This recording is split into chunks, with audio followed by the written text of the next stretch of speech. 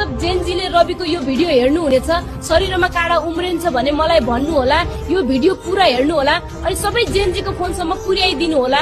Facebook प्रधानमन्त्रीजी आउनु भएको थिएन, अघि अहिले आउनु भएको छ। म रिपिट गर्छु, प्रधानमन्त्रीजी तपाईले म मुटु कमाउँदैन भन्नुभएको छ। अब म तपाईको मुटु चेक गर्न चाहन्छु, कुन अस्पतालमा चेक गर्ने भन्नुहोस्। कामदैन भनेको तपाईको मुटु काम्यो कि भन्ने मलाई शंका लागेको छ।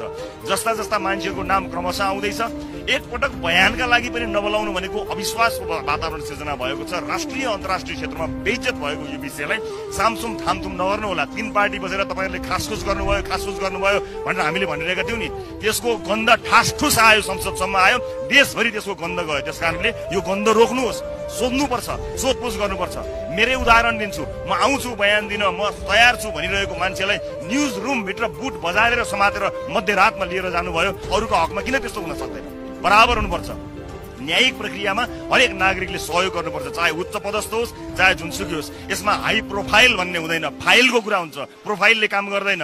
अपराध अनुसन्धानमा सबैले सघाउनुपर्छ। मैले कसैलाई आरोप लगाएको होइन र कसैलाई बोल्ने मात्र काम भएको छ भने पनि खबरदारी गर्न चाहन्छु। कहिले कसैको नाम आउने, अनि त्यसको नाम आयो भने अर्काको पनि नाम आउने, अनि कसैलाई पनि छानबिन नलाउने भएपछि काले काले मिलेर खाउँ भाले भएको हो कि you scratch my back and I will scratch yours भन्ने भएको छ भने नेपाली जनताले सहेर बस्दैन। त्यसकारणले राष्ट्रिय स्वतन्त्र पार्टी यस कुरामा निर्मम छ।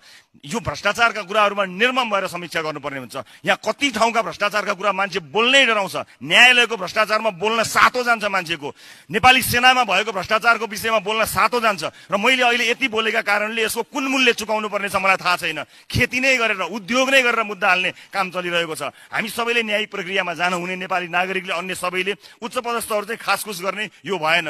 तीन पार्टी मात्र बसेर शंकाको स्थिति सृजना भयो भनेको कुरा स्याल पनि करायो, कुखुरो पनि हरायो। त्यसकारणले यो कुरालाई ध्यान दिनुको लागि म यहाँबाट विनम्रतापूर्वक अनुरोध पनि गर्न चाहन्छु।